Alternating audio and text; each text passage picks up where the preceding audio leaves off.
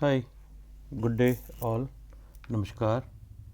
And in our continuation of this series of ISO 27001 2022 recent changes, in our last two videos we have completed till our first control out of 11 new control which has been introduced in this standard, and we have remained with 10 controls, new controls.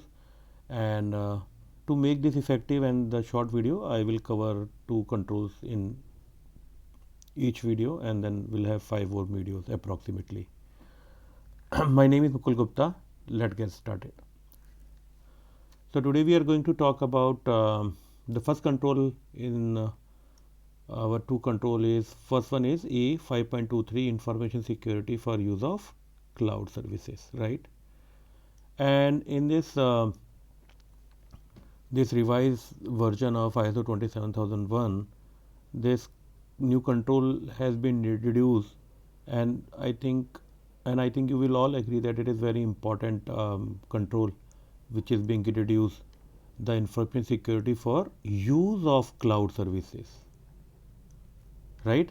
So what high level description is all about that, and what this control requirement says. This control require you to set security requirement for cloud services in order to have better protection of your information in the cloud. And this includes purchasing, using, managing, terminating the use of cloud services, right? So what this control says that once you are using any cloud services, so when I say cloud services, it is from start to end. So start to end means once you purchase and use, when you use, you start using, managing it, and then once your work is over and there is no need further for this cloud where you are using for any application, for any data hosting, for data storage, for backup, whatever it is, then you terminate that cloud instance. Or maybe possible, if you have with this supplier only one or two instance or very small work, right, you terminate that contract after the completion of work. So then when you terminate, also at that point, what security have you follow for your cloud services. This is very important. And the cloud as of now, are being used by most of the organization, either in very small way or very, very in very big requirement. So for example, right, if I say very small requirement or a small use, Gmail, right? So Gmail for this email, right, and for as a storage in Gmail OneDrive, I'm talking here is Gmail Drive, sorry, not OneDrive, Gmail Drive for data storage. I'm saying this email and this drive or the Google Docs are being used by organization for their professional purpose, right? And if I talk about the big users of cloud, so the application hosting or application provider, right, they use this cloud services for hosting application, right? And also once they host this when they host these applications, they have databases, they have requirement of backup. So either they do this on-prem or cloud. So many of the organizations are using this services as a huge way, right, in cloud. So for one of the example, like maybe like Facebook. So Facebook may be having their own data center on premises, but many of, or Netflix, right? Facebook and Netflix, they use cloud services to host their application for backup, for infra, and they provide these services to at global level, right? So cloud is being used very heavily, and it is very important that what cloud we use and the kind of services for kind of services we use, we see that proper security is being followed in the cloud for the entire life cycle from start to end. Okay, now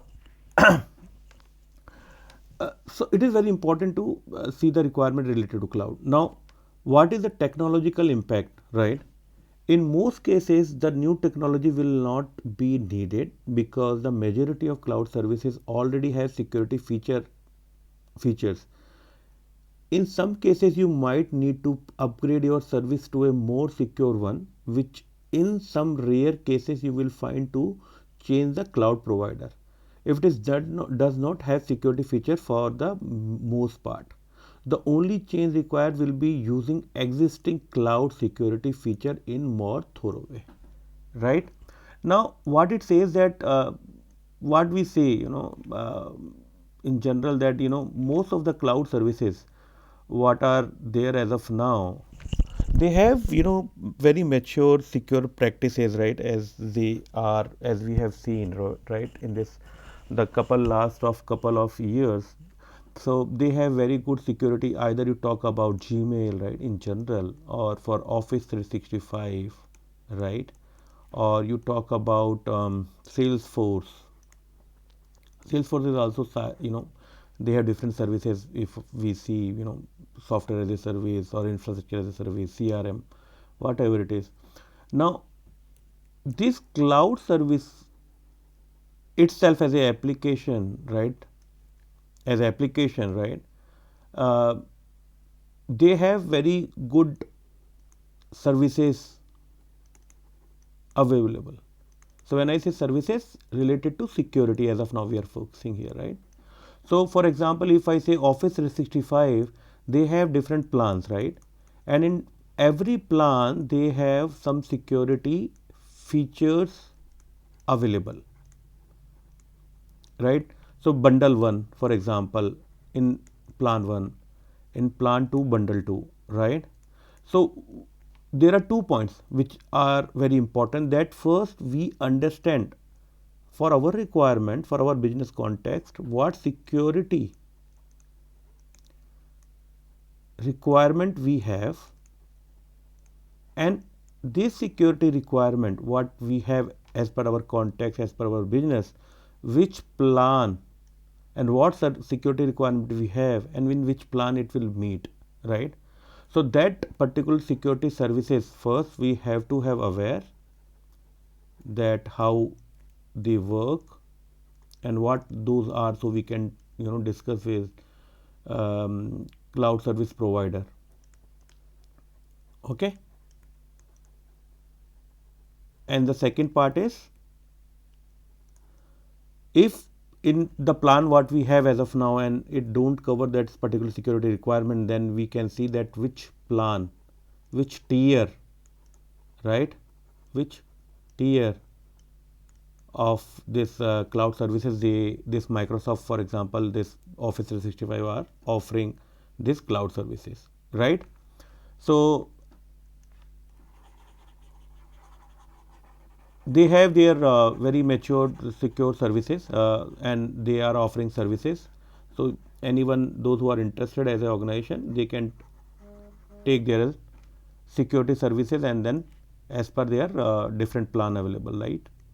Now one important element, right? So if we say cloud service provide the major, the major contributor, right, and major those who have cloud services available, giving this to the different organization, AWS, Azure, right, GCP, and maybe some private companies, they are providing these cloud services.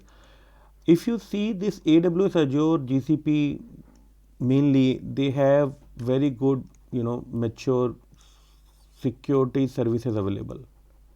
Now the important point is, they have very mature security services available, but organization has to, as I mentioned earlier, has to see that what security they need, what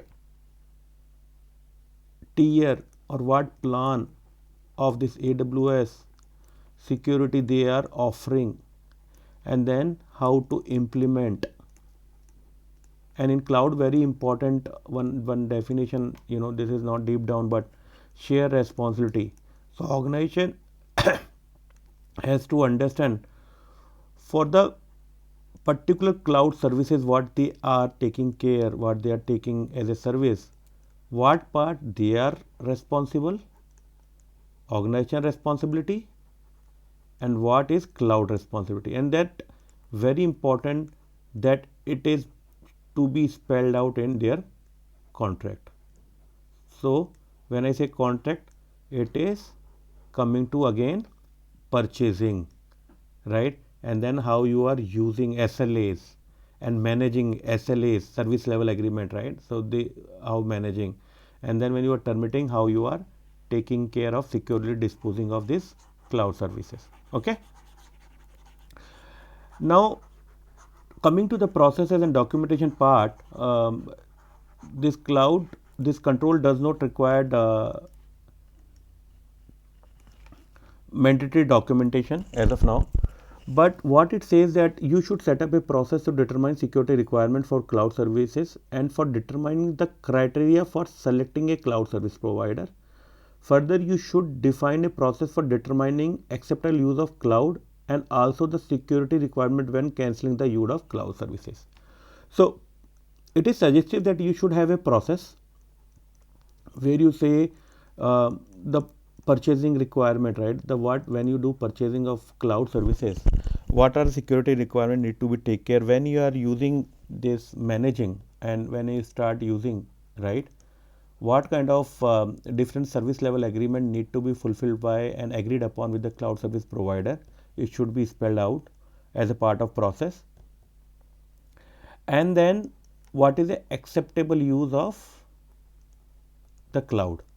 So I think the organization, those who have already implemented this ISO 27001, they are aware there is a separate policies of acceptable use of internet, right? Acceptable use of the infra, acceptable use of emails, right? Acceptable use of different services. So now organization can see that they can have this acceptable use of cloud services. So as organization boundary, what cloud services are not acceptable to use, as for example my company says that Mukul, you can use Microsoft Office 365 OneDrive, right, for example, for your storage, but you can't access or can't use Dropbox for any of storage.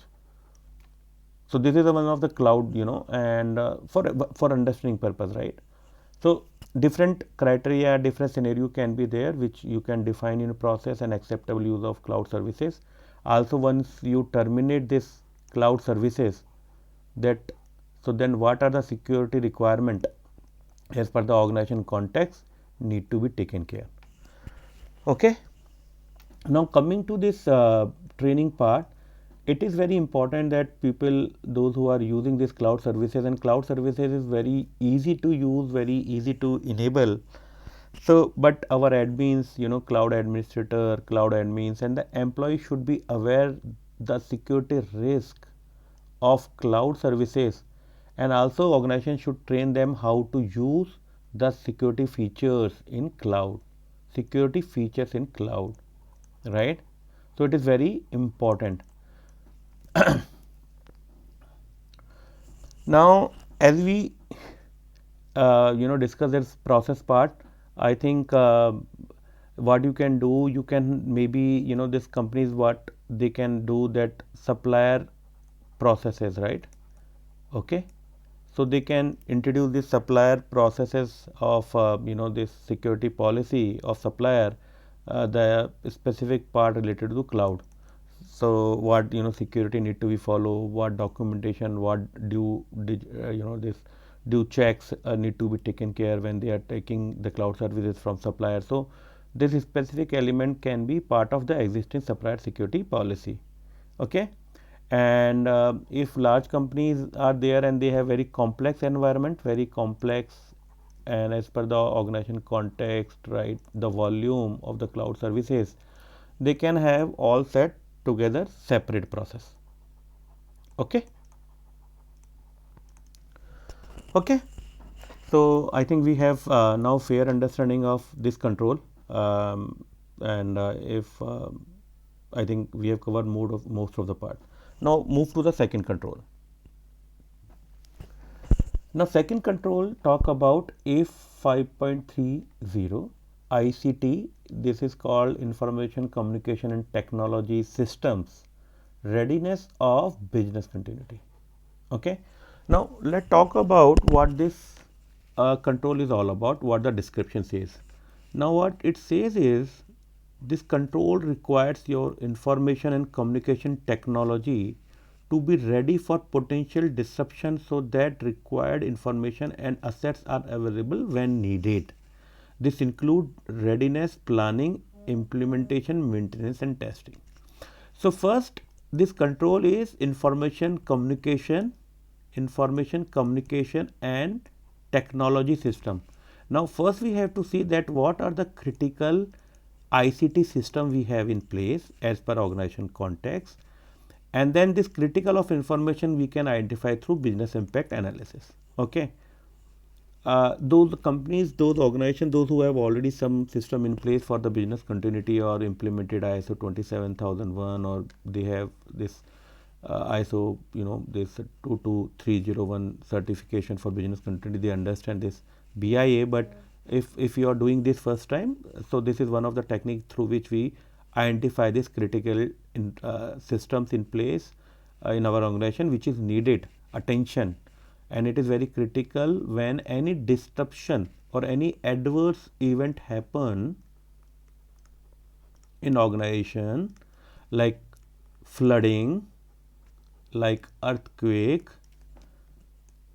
right, earthquake or any riots, right. So any adverse event, this business critical ICT systems are available to provide services, the minimum bare services to run the production to client and end user, whatever services we're providing, whatever the business we are into, right.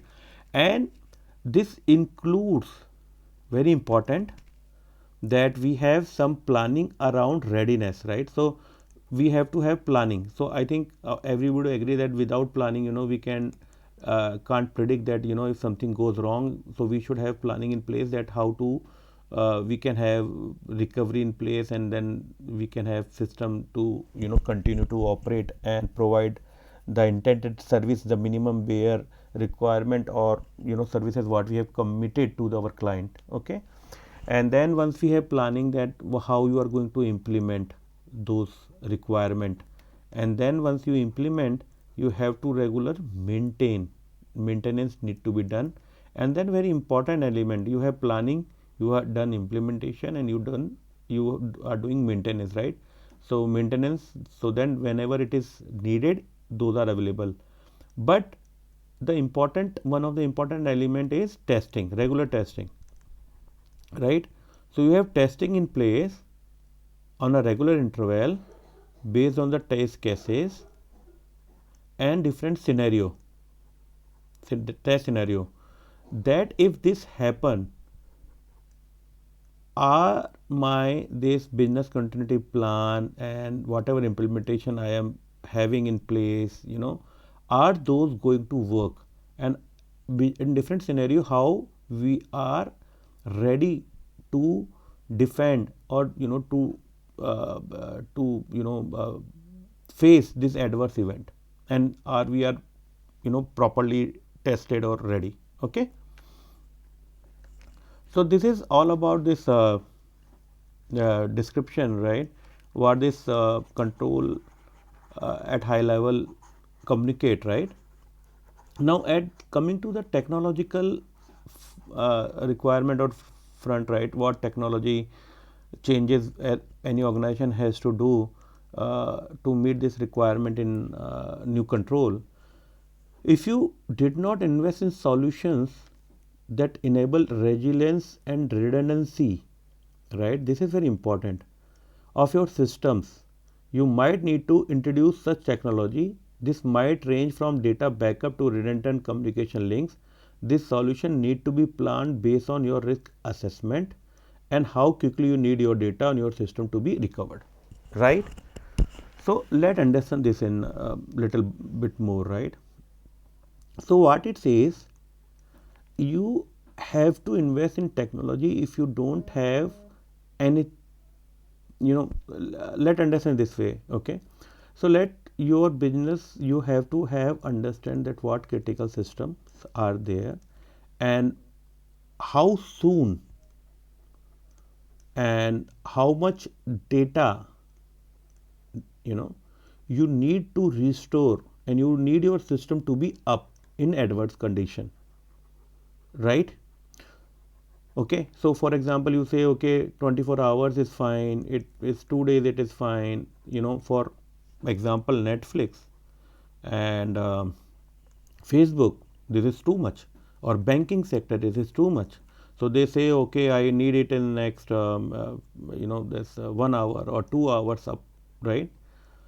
Just for understanding purpose, right? So once you have your critical system in place and you identify that how much data and what data need to be restored and the system need to be up in this much of time, then you can have plan your redundancy, that how much redundancy you need in your systems. And it is very important that once you plan this redundancy, so when I say redundancy, like for example, you have your internet service provider, one line is coming, you may have second line, right? And so two line, right? And this is active and configured, right? So this is one, this cost is associated with this. And now if some organization may have more complex requirement, that they may have 3 ISP or 4 ISP, so the point here is, based on the criticality of this your criticality of this requirement, you have to plan redundancy, because it comes with the cost, rent and effort, and the effort for the implementation as well, right? And when I say resiliency is something, your systems are ready to take the adverse effect, and they can provide the required services as and when needed in the adverse condition. So your system should be planned in a resilient way, okay? So you can identify your critical systems, and then you can identify the what the redundancy requirement based on the risk assessment and the budget, and then you can take approval, and then you can decide that how much redundancy you want in your organization for your critical systems, right? Okay. Now coming to the documentation part, in ISO 27001, this revised version, it is not mandatory to have this documented procedure, but I think it is very important if you have some process in place. So what it is suggested that beside the planning process, which need to take into account the risk and business need for recovery, you should also set up the maintenance process for your technology and the testing process for your disaster recovery and business continuity plan. Okay. So what it says, that you should have process. So based on your business requirement, that how much recovery you want, how sooner, right? Need of the recovery. And then also you should have a maintenance process. It can be single process, right? Maintenance process, where you can define that how your system and technology need to be maintained, and also the regular testing of those systems. and the processes, whatever you have let down, okay, for your business continuity and disaster recovery. Okay. Now, if we say that I am a small company, right? A small company. So what you can do, you may have already your disaster recovery plan, right? Disaster DRP, and you can have readiness planning, implementation, and maintenance. You can have this. You can have your internal audit report, right?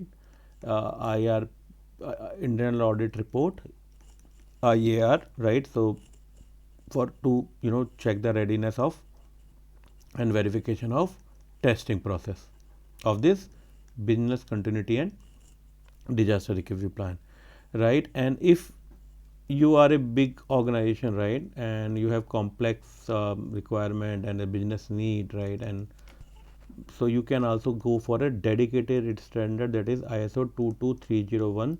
It is business continuity certification, and it is a whole set of requirement of how organization can go for the this certification, and what are the different requirements are laid down and need to be fulfilled by the organization to showcase and validate that they have a proper business continuity plan, processes, policies, and the structure infrastructure in place. Okay. Now, once we have everything, this process and the requirement and technology, it is very important again to train people, right?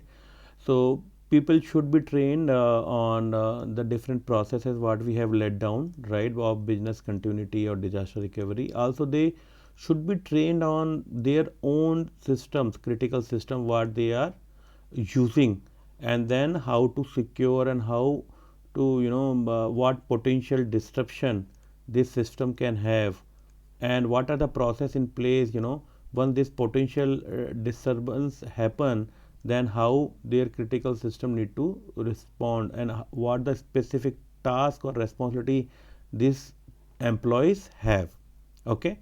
So this is very important to train these people. Also, IT people and this admin, I especially feel administrator people need to be trained on this concept of business continuity and disaster recovery. Okay.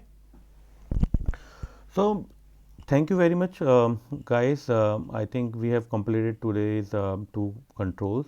I think it help you in understanding in more detail and how you can address these two controls, and we'll cover the rest of the control is next subsequent video. Thank you very much, and thank you very much for your time. Thank you very much.